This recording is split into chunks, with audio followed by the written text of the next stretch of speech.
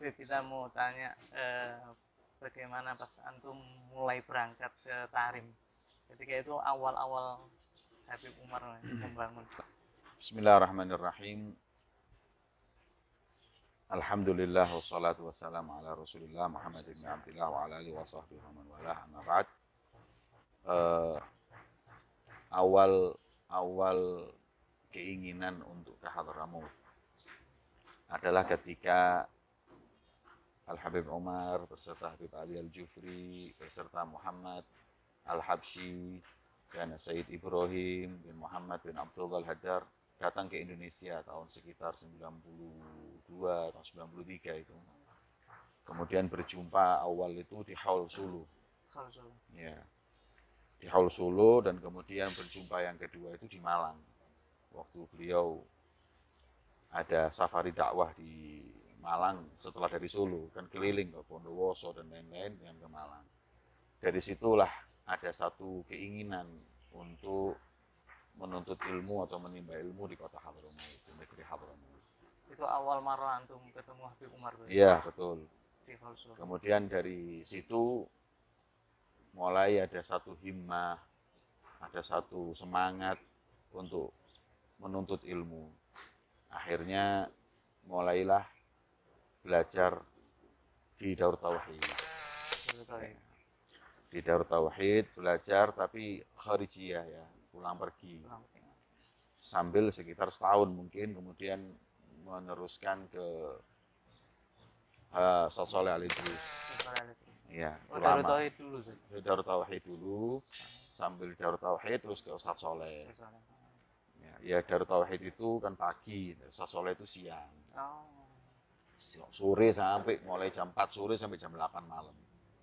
Belajar nahwu, belajar fikih dan lain-lain. Ya sama seperti anak pondok dulu. Iya. Tapi kita semuanya tinggal di luar, nggak tinggal di dalam. Seminggu 3 kali. Kemudian beliau Habib Sholeh bin Ahmad Al-Idrus terus mendorong untuk melanjutkan studi atau belajar ini ke kota Hadramaut. Kemudian tahun 95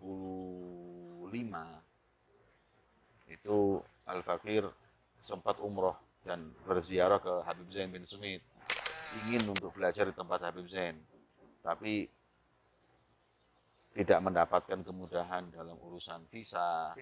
Sulit. Dan justru alhamdulillah ketika ziarah ke tempat ke Hujrah Syarifah berjumpa dengan Habib Salim Syatiri. Dari situ Habib Salim Syatiri mengisyaratkan untuk lebih baik untuk belajar di Hadramaut.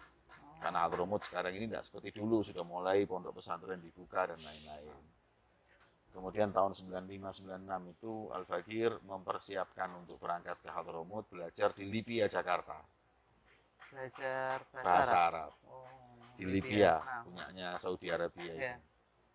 Di situ Al-Fakir belajar sekitar mungkin 6 bulan, 1 semester.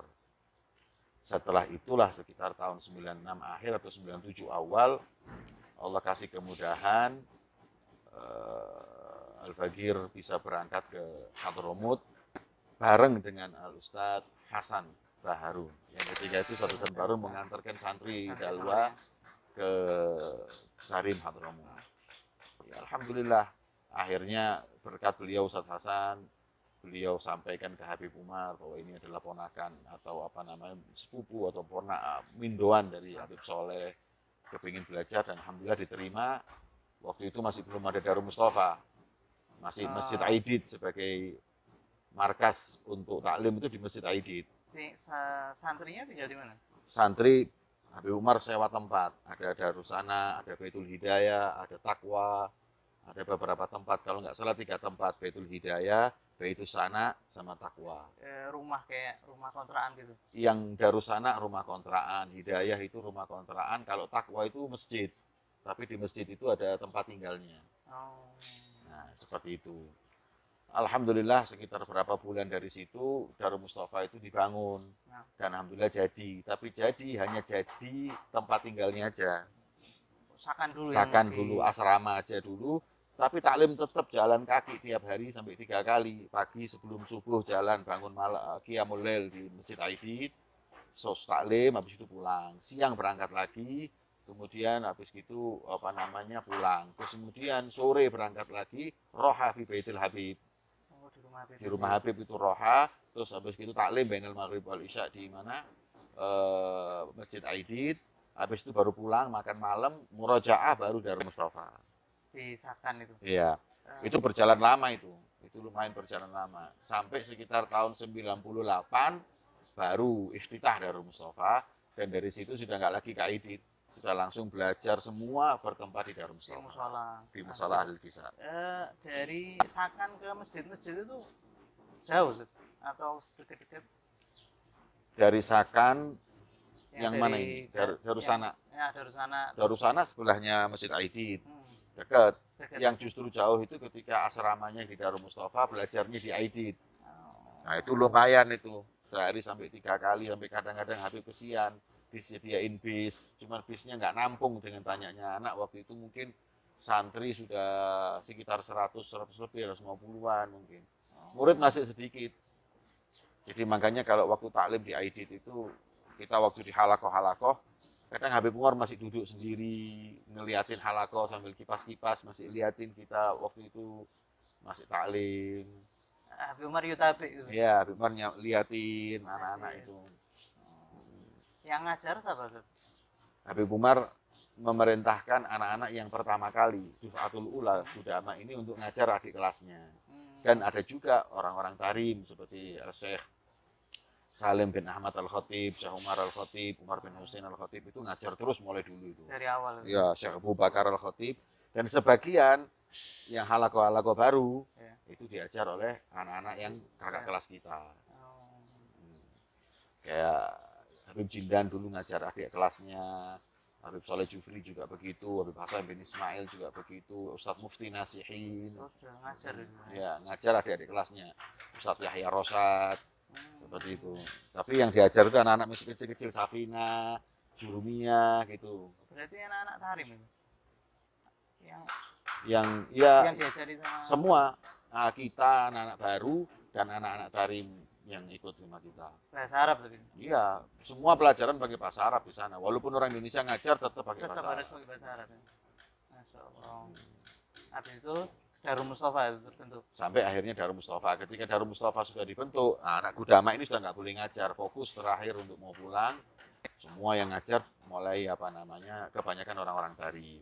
So diambil orang-orang tarim. Ulama yang di tarim itu yang ngajar kita. Sampai akhirnya kita waktu sudah berapa tahun, kita yang ngajar anak-anak baru. Terus seperti itu. Jadi memang anak-anak yang sudah khotam Yagud, khotam Zubat itu kebanyakan oleh syu'un ta'limiyah diperintahkan untuk ngajar anak-anak yang baru. Berarti setelah selesai belajar sampai selesai itu disuruh ngajar di situ atau ada? Enggak sampai selesai. Pokoknya sudah belum misi di biasanya anak-anak yang masih di minhaj. Iya, ya. Anak minhaj ini waktu belajarnya beda dengan yang lain. Karena mereka ngajar dulu, habis itu baru mereka taklim juga sama Habib Masyur. Yang ngajar waktu itu minhaj Habib Masyur, Syekh Salim bin Ahmad Al-Khatib. Di mana? Di Darul Mustafa. Di Darul Mustafa. Masih. Ketika di Darusana itu makannya di mana? Makanya ya di Darusana itu dikirimin atau apa dimasakin gitu, terus kita halakoh makan gitu. Dikirim sama yang masak, tukang masak gitu, terus habis gitu ada naik mobil biasanya bawain sone, bawain makan nasi, terus kemudian dibagiin makan seperti itu.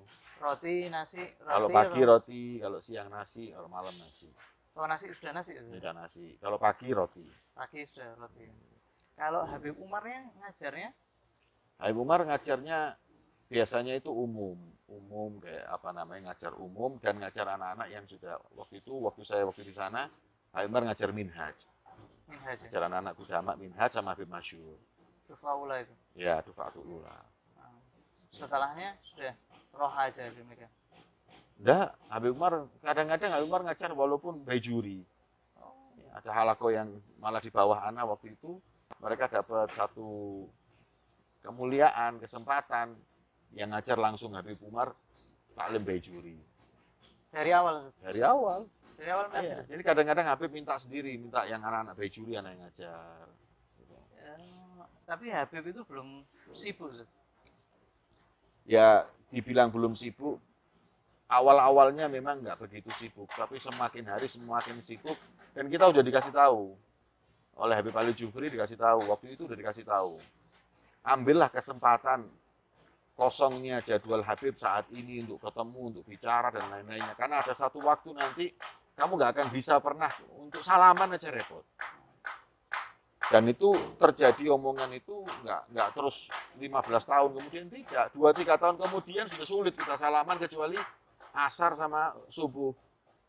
Oh, antum di sana sudah sulit ya? Sulit sudah salaman sama Habib, sudah repot ketemu sama Habib, harus dijadwal dan lain-lain. Sudah sekitar tahun 2000-an itu sudah sulit sudah. Tapi untuk ngobrol sama Habib Ya minta waktu itu Said Muhammad bin Smith yang ngatur. jadi yang ngaturkan waktu. Atau kadang-kadang kita ngomong sambil Habib di jalan. Ya sibuk, kesian Habib itu banyak orang-orang Tarim juga datang ke beliau. Iya.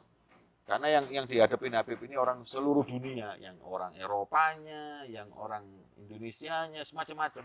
Itu dari awal sudah? Dari awal, yaitu ketika sudah Darul Mustafa dibangun itu semakin Habib itu semakin repot, sudah semakin sibuk.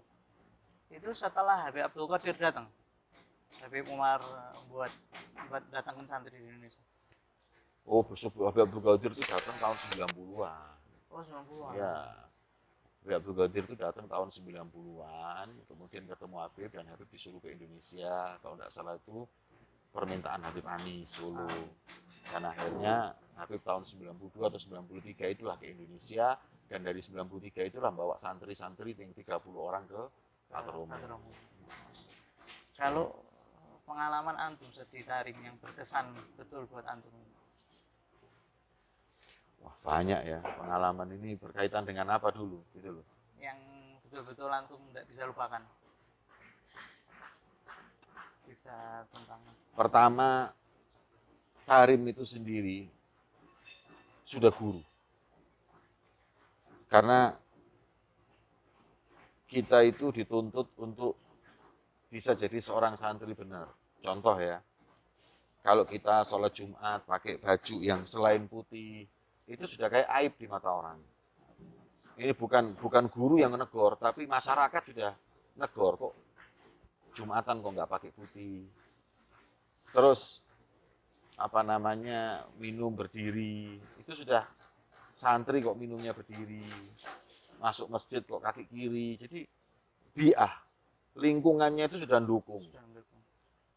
Dan waktu itu Tarim, Masya Allah, ya ini pasar nggak ada perempuan sama sekali. Nggak ada yang namanya santri masuk warung, nggak ada. Buat mereka aib. Ya. Jadi kita waktu di sana itu belum pernah masuk ke restoran makan, tuh nggak berani. Karena aib. Jadi nggak pernah tuh? Nggak pernah. Waktu di zaman di Tarim itu, kalau mau beli ikan, mau beli apa gitu, suruhan orang Tarim. Ada nanti ashabul khidmah, yang orang Tarim, yang orang biasa itu kita kasih duit, dia yang beliin terus diantar ke kita. Jadi karena pendapat orang Tarim itu talibul ilm, masuk pasar, masuk ke restoran itu aib. Nggak pantas. Nggak pantas. Nah, kalau lebaran mau beli baju gitu? Kalau lebaran, ya kalau orang Indonesia banyak dikirimin orang tuanya. Kemudian kalau beli di pasar juga kadang beli ini. Cuman istilahnya kalau masuk dalam restoran tuh nggak boleh. Jadi kadang-kadang kalau kita beli itu di luar. Nggak boleh masuk, di luar aja. Itu pun jarang, lebih seringnya itu kita suruhan orang. Ya, makanya saya sampaikan bahwa lingkungan di Tarim itu mendukung orang jadi santri. Terus santri ngerokok itu nggak ada. Orang kalau ada santri ngerokok ya orang se-Tarim bingung semua. Kayak melakukan satu perbuatan dosa yang besar gitu. Jadi, makanya anak sampein bahwa Tarim itu sudah dukung untuk taklim. Itu Tarimnya, belum lagi pendidikan guru-gurunya ya, dan lain-lain seperti itu. Pengalaman Tarim seperti itu. Kedua, zaman waktu itu kan masih Masya Allah ya, pertama Al-Fakir nyampe itu masih ada Habib Jailani Al-Masyhur. Itu teman dakwahnya guru abahnya Habib Umar, Habib Muhammad bin Salim bin Habib. Jadi setelah Hadrah Basaudan kita ke Habib Jailani, baca kitab Al-Ghuror. Di situ sampai akhirnya beliau meninggal. Dan di Tarim waktu itu penuh dengan ulama-ulama besar, Habib Hasan Syatiri, Habib Salim Syatiri, Habib Abdullah bin Syahabuddin. Wah, banyak lagi sudah waktu itu. Berarti kegiatan di Tarim itu diikuti santri juga? Ya, jadi ada beberapa tempat yang Habib Umar memerintahkan santrinya untuk hadir. Seperti Hadrah Basaudan dengan Habib Masyur. Itu wajib kita hadir. Yang di samping rumahnya? Sampingnya Habib Masyur. Terus habis gitu di Masjid Surur.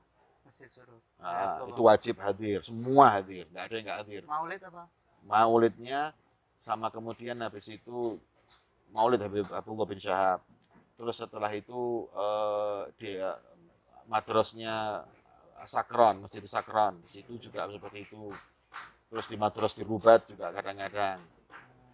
Nah, ini seperti tempat-tempat daerah-daerah yang berkah itu kita dulu ngikutin, suruh ngikutin. Harus ikut. Ya. Sudah ada Disiapin bis waktu itu sama Habib, Masya Allah. Sampai ketika santri terlalu banyak, nggak bisa, akhirnya mulai giliran kamar ini, giliran kamar ini. per kamar. Iya. Jadi zaman dulu kita kalau mau ke Hadrah Basaudan itu dari Masjid Aidit jalan kaki. Mau ke Zambal setiap Jumat pagi ziarah jalan kaki. Kalau mau pakai bis itu nggak nutut semuanya. Berapa 100 anak, bis cuma 20. Jadi kadang kita jalan kaki, lebih banyak jalan kakinya teman-teman ini. Aspal nggak itu? Belum. Debuan. Saya lihat Tarim di aspal itu ya waktu ziarah ke Tarim berapa tahun kemudian itu. Sekitar tahun 2007, 2008 pas ke sana baru sudah aspalan. Kalau enggak dulu di Aidit itu semuanya tanah itu. Dari Masjid setelahnya itu? Iya. Sampai ke Zambal. Nah, nanti habis dari situ baru mulai aspal itu. Dari Maktabatul Fiqih itu baru diaspal sampai ke pasar, sampai ke mau ke Siwun, kemana-mana itu. Oh berarti dulu sudah belum aspalan sama sekali? Belum aspal. Angkot ada? Nggak ada angkot. Nggak usah repot angkot di sana. Di sana itu kalau kita mau ke mana ya, umpama kita dari Masjid Aidit itu mau ke pasar. Kalau ada taksi, alhamdulillah nggak ada taksi, kita nunut. Coba nebeng orang aja, nebeng siapapun. Pernah suatu kali anak nebeng mobil, nebeng berhenti, nggak taunya Imam Masjid Ba'alawi, Habib Hamid. Masya Allah. Ya. Jadi biasa di sana nebengin orang, apalagi santri itu biasa. Nanti kadang di belakang, kadang di depan, pokoknya ikut sama mereka sampai pasar. Kalau nggak ada nebengan ya udah jalan. Jalan. Biasa di sana. Biasa di sana jalan kaki, biasa jalan di sana, biasa duduk di tanah. Majelis-majelis dulu nggak ada karpet, ada tanah itu duduk. Di luar masjid. Masih alhamdulillah kita ngalamin zaman ketika itu AC itu nggak ada. Yang ada itu AC Sohrawi itu. Itu baru ada. Tapi zaman antum sudah pakai itu? Kalau itu di Masjid Darussanak nggak ada. Ketika Darul Mustafa baru dikasih Sohrawi itu. Pas musim panas? Ya, musim panas kita tidur di sutuh semuanya. Tidur di atas? Ya, kadang tidur di sutuh dan sutuh itu mesti ada kipas anginnya. Karena yang di atas. Anginnya panas. Jadi ya sudah. Kadang kita orang wudhu dulu atau kadang-kadang ada teman-teman kita itu bahkan yang kasurnya dimasukin jabiah. Supaya dingin, celupkan dulu supaya dingin, terus baru tidur. Kalau enggak bisa tidur. Tapi subhanallah nggak ada yang masuk angin, nggak ada yang sakit. Atau kadang-kadang ada teman-teman kita itu bahkan yang kasurnya dimasukin jabiah. Supaya dingin, celupkan dulu supaya dingin, terus baru tidur. Kalau enggak bisa tidur. Tapi subhanallah nggak ada yang masuk angin, nggak ada yang sakit. Pengalaman seperti itu. Kadang-kadang kita dari Darul Mustafa waktu itu jadi asrama. Kalau sholat Jumat kan di Aidit, belum di Masjid Raudhah. Di Aidit itu kita jalan kaki itu kadang baju itu saya dipegang, ditenteng. Soalnya kalau baju itu dipakai keringetan. Ya, seperti itu. Kadang ditenteng, kadang dipakai. Kalau panas musim panas jalan itu keringat sudah. Berangkat sampai di Masjid Aidit bisa mandi lagi kita di sana. Mandi lagi. Ya. Masya Allah. Zaman Masya Allah, yes. Tapi itu kita masih mending lah. Dibanding orang sebelum kita juga lebih parah lagi. Masya Allah. Ya Alhamdulillah. Banyak pengalaman-pengalaman yang nggak terlupakan, kesederhanaan. Ya wis, itu adalah bagian dari mujahadah. Seperti itu. Tapi nikmat saja. Nikmatnya lagi. Dulu kita itu kalau Habib Umar kadang haji, kadang keluar dakwah kan jarang ya, enggak kayak sekarang ya. Dulu tuh keluar haji atau kemana itu, murid itu sedih semua. Terus ntar kalau pulang Habib Umar tuh ngasih oleh-oleh, tasbih sama anak-anak itu. Ya kalau Habib Umar datang pertama kali masuk masjid, semasjid tuh nangis semua lihat Habib Umar. Haji. Anak-anak santrinya itu lihat Habib Umar datang tuh sewenang bahagia, mereka sampai nangis. Habib Umar datang. Jadi kayak gitu. Jadi Habib Umar pergi sedih, Habib Umar datang apa namanya bahagia, seperti itulah. Itu Habib Umar meninggal berapa lama Ustaz, sampai nangis? 10 hari, seminggu, 10 hari. Umar mau keluar dakwah kemana, keluar negeri, ke Oman, kemana pulang itu seneng anak-anak itu. Ya, seperti itu. Sudah di Darul Mustafa itu ya? Sudah di Darul Mustafa. Sudah di Darul Mustafa waktu itu. Cuman kalau tidak salah masih di Aidit kita taklimnya. Ya, seperti itulah dulu. Ada satu keterikatan batin, hati itu sama guru itu Masya Allah, cinta. Tiap-tiap harinya itu kita diperdengarkan tentang cerita-cerita guru kita. Habib Umar itu dulu waktu pertama kali dakwah gimana, Habib Umar dakwah di Syekh, Habib Umar dakwah di Oman, gimana Habib ini gitu, Habib ini itu yang jadi menambah kita. Yang banyak yang sering sempat ceritain tentang Habib Umar itu Habib Ali Jufri. Habib Ali Jufri di Habib Ali Jufri ada rumah di Tarim waktu itu. Waktu itu Habib Ali Jufri juga lebih sering duduk di Tarim daripada di luar. Oh. Sampai ketika itu Habib Ali kalau nggak salah pindah ke Saudi, ke Jeddah. Ya nggak pindah, mondar-mandir gitulah sama Hadramut. Ngajar di Darul Mustafa juga itu. Beliau ngajarnya Roha, di Roha. Habib Ali Jufri juga waktu zaman kita pertama kali di sana masih taklim juga. Oh. Ya, sama Syekh Umar Husin Al-Khatib. Ya, Haji. seperti itu. Tapi mungkin ketawaduan beliau, tapi kadang-kadang kalau halakoh kosong ya dia yang ngajar. Beliau Habib Ali Jufri itu taklim sama Syekh Umar Husin di rumahnya fikih. Tapi nanti kalau Habib Umar nggak ada, rohanya ngajar manhaj. Imam Zakaria yang ngajar ya Habib Ali Jufri, walaupun fikihnya. Oh. Ya, seperti itulah. Haji, haji. Dulu Habib Umar waktu malam Jumat kan sekarang kan lebih tenang. Kita dengar dulu waktu zaman awal tuh Ibtihal tuh keadaannya gimana? Iya. hampir semua majelisnya Habib ya, itu lebih banyak ibtihal. Dulu seperti itu. Jangan lagi malam Jumat, kadang-kadang daras fajar aja ibtihal Habib. Oh, Iya. sambil duduk gitu. Iya, sambil duduk taklim akhir-akhir ibtihal. Seperti itu. Ya santrinya ya nangis tuh. Iya, ya. Lebih-lebih kalau mau musim daurah. Kalau daurah itu akhir-akhir daurah itu kan pindah-pindah tempat untuk ngambilin acara. Itu Habib Umar ibtihal. Pernah satu kali Habib Umar ceramah terus doa itu lebih dari 90 orang masuk rumah sakit. Allah. Pingsan 90 orang dia ambil bawa sampai dimasukkan ke pickup ya. Bawa rumah sakit. Antum hadir di situ. Ada di situ. Berkali-kali seperti itu. 90 orang. 90 orang. Orang itu semuanya pingsan. Apa yang antum rasakan waktu itu? Ya kita orang nggak mikirin orang ya. Ketika itu kita Fokus. juga lagi fokus sama Habib Sama Umar. Habib Umar. Ya. Cuman Dan- setelah itu kita dikasih tahu bahwa yang masuk rumah sakit tadi ini 90 orang. 90 lebih mas, 96 atau berapa. Allah. Berarti Habib Umar itu doanya itu betul-betul kuat. Ustaz. Habib ini jangan lagi doa ya. Kadang-kadang Ramadan ngimamin sholat aja ibtihal, tengah-tengah sholat itu sampai nangis semua, ada yang jatuh gitu biasa. Doa. Habib Umar ini ngajarkan kita ini selalu doa sama Allah. Doa, merintih kepada Allah, ilhah. Itu bagian dari tarbiyah. Dan bangun malam dulu itu sudah wajib itu. Terlambat hukum. Oh, di rumah. Iya, dihukum terlambat. Jadi hampir tidak ada yang telat itu.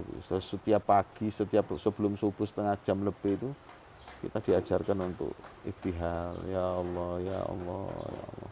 Itulah namanya tazkiyah. Ini seperti itu. Itu yang betul-betul berkesan ya. Berkesan.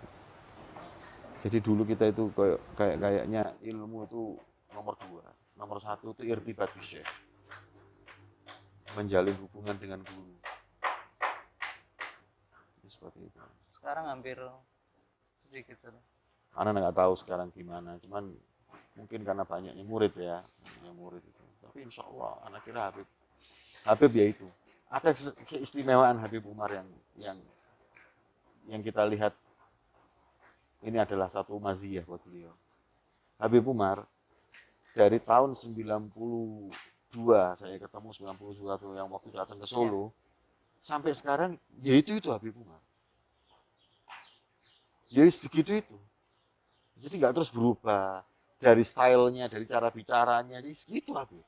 Yang disampaikan ceramahnya Habib Umar tahun 2020 dengan ceramahnya ya sudah itu Habib yang disampaikan.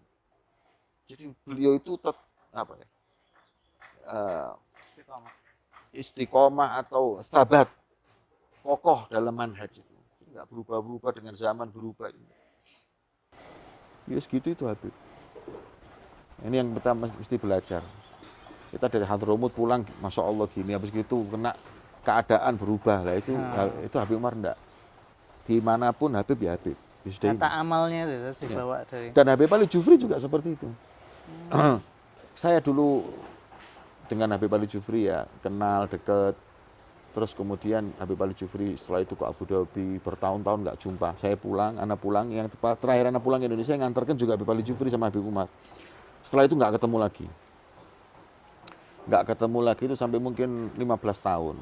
Waktu anak diundang di Abu Dhabi, di Muktamar, terus di Church-nya ketemu Habib Ali Jufri. Habib Ali Jufri ya itu. Yang kadang kita ngomong Habib Jufri sekarang udah kayak artis, sudah jadi ini. Tapi Habib Ali Jufri ya itu. Dari dulu ya. Ya segitu itu. Ini yang mesti kita ambil pelajaran gitu loh. Kenapa Habib Ali Jufri bisa seperti itu, Ustaz? Kalau Habib Ali Jufri sering bicara ya itu karena kuatnya jalinan beliau dengan gurunya yaitu Habib Umar. Habib Ali Jufri semua yang dilakukan itu kan melalui ridho gurunya. Jadi, seperti itu. Masya Allah. Dan selalu Habib Ali Jufri nyuruh kitanya seperti itu. Pernah suatu saat itu ada santri, Habib Umar kan suka nyuruh orang itu berdiri untuk ceramah. Suatu saat ada satu temen itu demam panggung, disuruh berdiri nggak mau, karena takut. Takut. Habib Ali Jufri lihat marah, selesai dipanggil itu orang. Kenapa Habib Umar nyuruh ente berdiri ceramah ente nggak mau? Karena demam panggung, nggak bisa bicara. Dibilang ente tahu guru itu kalau udah nyuruh muridnya, jangan lagi muridnya tembok kalau suruh bicara. Kevin tidak bicara. Dari situ berdiri walaupun assalamualaikum waalaikumsalam. Yang penting imtithalan li amr. Ya kayak gitu itu kan Habib Ali Jufri yang istilahnya memahamkan kepada murid ini gimana harus dekat dengan Syekh. Jadi perintah guru itu dilihat dengan penuh takdim. Iya. Jadi itulah memang kita ini kadang-kadang kurang ada yang membimbing. Jadi kita kan nggak mungkin Habib Umar langsung ngomong ini harus taat kepada guru. Tapi ada Habib Ali Jufri yang ngomong di situ. Ente mesti begini, Masya Allah.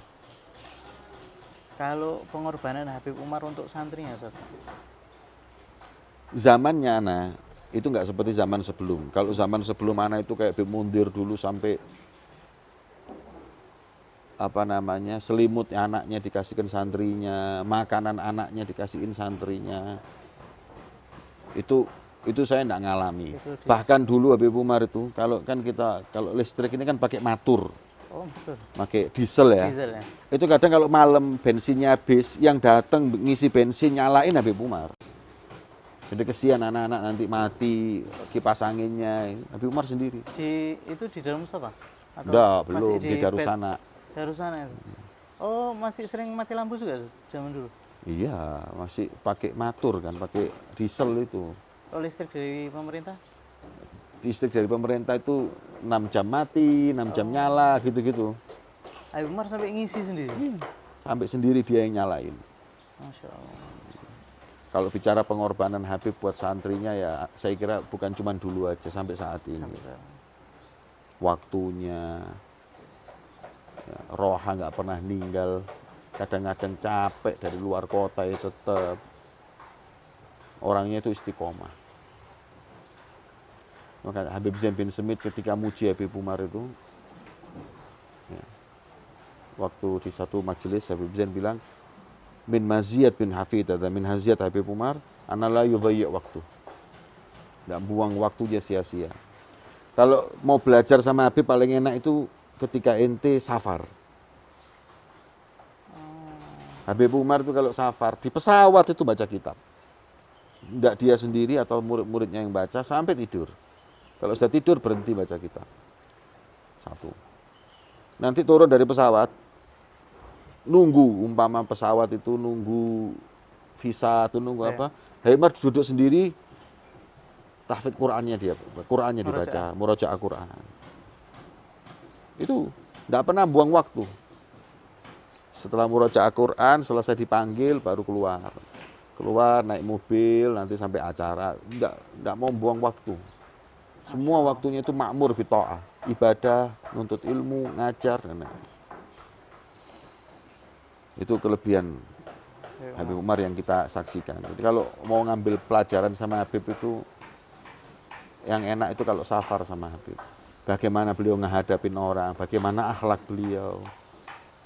Bagaimana beliau nyampein di setiap daerah beda-beda, menyesuaikan tempat. Ini seperti itu. Kalau pengalaman antum sama Habib Umar waktu di Tarim yang mungkin berkesan dan nasihat atau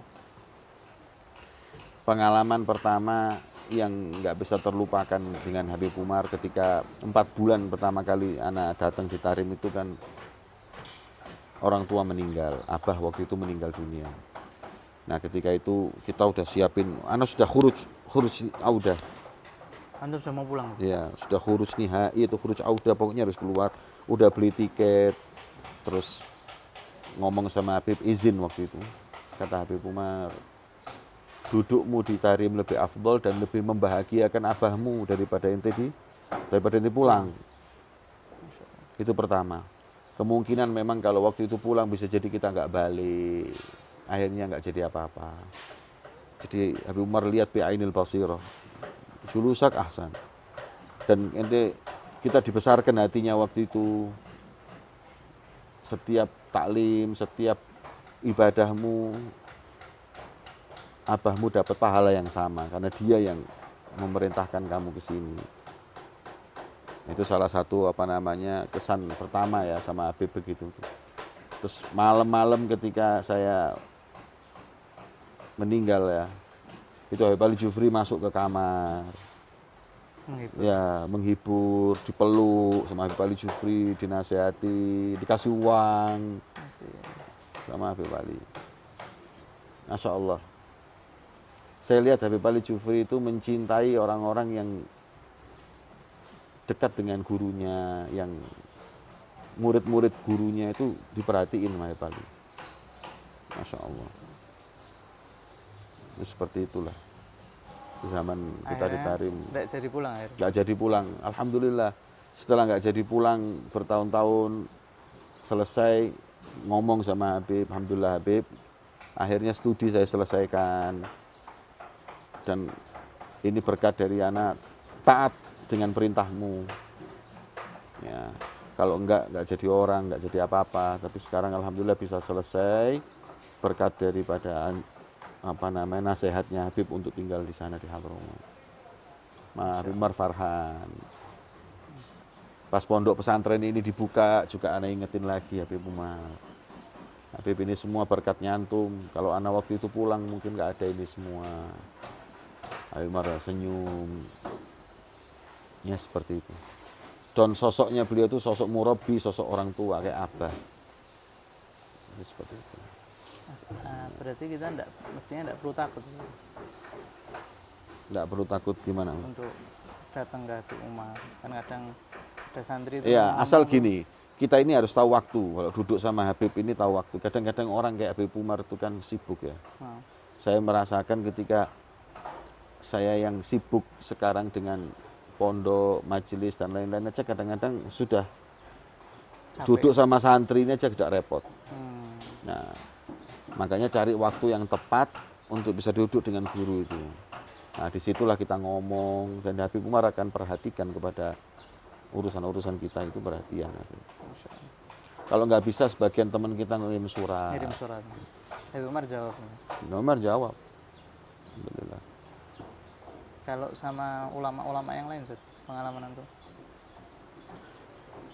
Pengalaman yang lain yang dekat ya, Al-Fakir dekat dengan ulama di Tarim, Habib Salim Syatiri.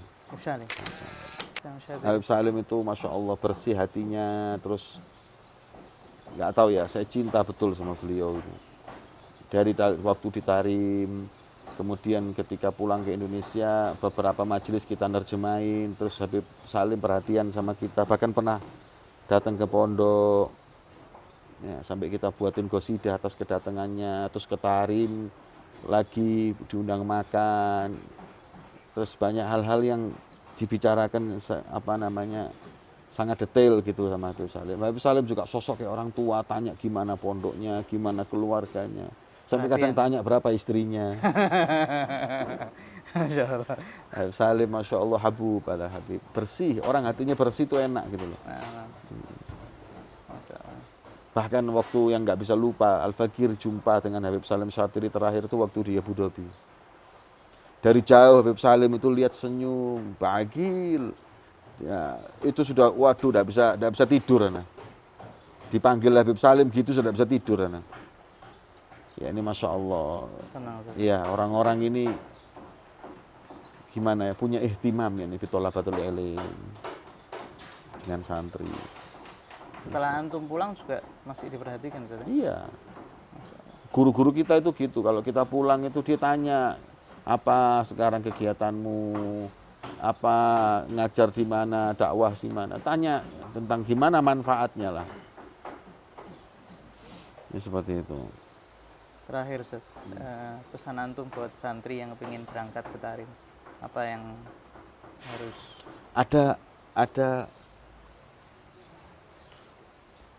pengalaman dari salah satu ashab, kayak Habib Munzir itu. Ya. Habib Munzir mungkin di antara gudama bukan yang paling pinter, tapi dia yang paling manfaat ilmunya, ratusan ribu santrinya, pencintanya. Saya masih ingat dia cerita sama saya. Dia cerita sendiri ya sama saya ini, bukan orang kedua atau dari dia cerita. Dia kalau belajar sama Habib Umar, buka minhaj ini nanti lebih banyak murojaah sama temannya daripada belajar sama Habib. Jadi ketika sama Habib Umar dia nggak lihat kitab, dia lihat Habib terus saja. Lihatin Habib terus. Nanti kalau sudah selesai baru yang dipelajarin apa ini tanya sama teman. Ya kenapa tadi nggak dengerin? Enggak, anak tadi cuma mau lihat Habib Umar. Kitab di Indonesia ada, Habib Umar nggak ada di Indonesia. Allah. Dan seperti itu, masyhadnya wasi. Dan subhanallah, dikasih sama Allah ilmu yang manfaat. Majelisnya seperti itu sampai detik ini, walaupun meninggal majelisnya tetap jalan dan pencintanya terus. Itu kelebihan. Nah, dengan hal ini ada kaitannya dengan pesan itu. Pesan terakhir itu santri yang mau berangkat jangan berkaca dengan alumni yang pulang. Karena kadang-kadang anak berangkat ini lihat ada muridnya Habib Umar yang punya mobil, hidupnya enak, dihargain orang, punya pondok, akhirnya dia kepingin seperti itu. Nah ini niatnya sudah salah. Duniawi itu. Duniawi sudah, niatnya sudah salah. Padahal apa yang sekarang kita dapetin ini kan bukan satu tujuan kita. Anak dulu masih ingat waktu pertama kali mau ke Hadramut, anak pernah ngomong sama Ustaz Muhammad bin Idrus, termasuk guru anak Ustaz Muhammad bin Idrus ngajar nahwu Malang Al-Haddad. Tanya sama Ustaz Muhammad, ya Ustaz, nanti anak kalau pulang dari Hadramut anak makan apa? Karena waktu itu yang kita lihat bukan orang-orang yang ustadz-ustadz yang punya uang. Gitu. Ustaz Muhammad itu kadang-kadang kalau ngajar Darut Tauhid aneh nganter naik motor, bareng sama anak tiap hari. Oh dulu belum. Anak waktu di Darut Tauhid, waktu belajar pagi itu, anak jemput Ustaz Muhammad bin Idrus dulu naik motor, terus jalan ke Darut Tauhid nganter, ntar pulangnya kadang-kadang bareng. Kalau enggak naik mikrolet Ustaz Muhammad itu. Oh. Nah, seperti itu. Jadi Makanya anak kadang-kadang tanya, oh, Ustadz Muhammad besarkan hati. Ya Jamal, anak nggak pernah kehabisan beras, nggak pernah kehabisan gula, alhamdulillah, semuanya tayasar. Jadi kadang kita mikir, gimana nanti pulang itu makan apa.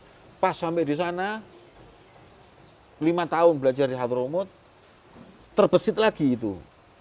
Habib Umar ngomong, yang kerja di perusahaan minyak, itu hidupnya terjamin. Ente kerja di Pertamina, gaji ente berapa, dikasih tempat tinggal, kasih ini. Lah gimana kalau ente kerja sama Allah yang lebih kaya dari Pertamina? Allah. Nah itu yang gedein hati ya, kalau gitu pulang insya Allah rezeki oleh. Ya pertama kali pulang ya tahap. Ya masih belum dikenal orang, masih belum banyak manfaat untuk orang. Ya masih kerja sedikit-sedikit, tapi subhanallah. Dengan berjalannya waktu, ya, kerja berhasil, ini berhasil, alhamdulillah. Nah seperti itu. Jadi kalau anak mau berangkat, yang ditanamkan pertama itu jangan berkaca dengan bercermin dengan anak-anak yang pulang, tapi gimana jadi ilmu itu manfaat. Pertama itu. Yang kedua, ilmu itu Habib Hasan Syatiri waktu itu pernah ngomong, di Indonesia ini sudah banyak ulama. Kalau mau cari ilmu di Indonesia bisa. Kata Habib Hasan Syatiri. Iya. Makanya kalau datang ke sini bil adab, datang ke Tarim atau yahtajil al adab, harus pakai adab yang benar, nemuin orang-orang. Jadi kita belajar ilmu sekarang alhamdulillah pondok pesantren sudah banyak di mana-mana, belajar sampai matang baru nanti ke sana. Bil adab dan ngambil ilmu dan ngambil tarbiyah, pendidikan dari syuyukh di sana. Dan ini yang paling penting. Jadi kita ke sana itu maksud yang kita tuju utama adalah para aulia di sana, aathir, tempat-tempat berkah di sana. Sambil taklim di sana ya bukan enggak ada dia di sana ilmu masya Allah ya, kita belajar ilmu di sana jelas pasti lebih mumpuni dari sini, tapi kita sudah mateng dulu. Yang diutamakan itu adab. Iya, adab wa irtibat bisyuyukh. Kalau ilmu di Indonesia ada, bahkan ada tidak sedikit anak-anak yang lulusan pondok pesantren di sini lebih alim dari yang lulusan luar negeri. Betul. Nggak sedikit, banyak, bacanya lebih bagus, ngerti fikihnya lebih bagus, masya Allah. Saya ketemu sama mereka. Nah tapi subhanallah, perbedaan anak-anak yang belajar di Hadramut adalah tarbiyah. Cara berfikirnya, cara ngajak dakwah orangnya, ini loh yang mahal. Ini yang mungkin nggak didapetin di tempat manapun. Gimana siwaknya, gimana adabnya di masjid, gimana ini semua, ini yang enggak. Ini karena itu yang ditekankan di Tarim. Adab, ilm, amal. Di lingkungannya itu Ya. amal. Amal, mengamalkan ilmu. Seperti itu. Khair insyaallah. Jazakumullah khair. La Terima syukran kasih ala banyak. wajib. Jazakumullah khair. Wa Al-Fagir cuma nyeritakan apa yang pengalaman. Ya sedikit tahadutsun binikmah. Nggak ada maksud untuk apa namanya, untuk menceritakan tentang kelebihan pribadi, tidak ada. Al-Fagir hanya nyeritakan orang lain. Kalau anak sendiri ya santri ya kadang-kadang apa namanya soft talk, kita orang banyak majelis di sana ya, banyak buang waktu untuk hal yang nggak manfaat. Coba kalau dulu istilahnya kita dulu belajar betul gitu, mungkin jauh lebih baik. Tapi antum masya Allah Ustaz. La haula wala quwata illa billah. Kita masih kecil tapi antum Nah. bisa duduk meluangkan waktu untuk kita ngambil Masya manfaat. Allah. Jazakumullah Rabbana khair. yastur. Jazakumullah khair. Terima kasih Ya, banyak. alafu alafu. Insya Allah ketemu lagi dengan para habaib, para senior untuk tanya sekelumit tentang Tarim dan pengalaman-pengalaman mereka di Tarim. Jazakumullah khair. Assalamualaikum warahmatullahi wabarakatuh. Waalaikumsalam warahmatullahi wabarakatuh.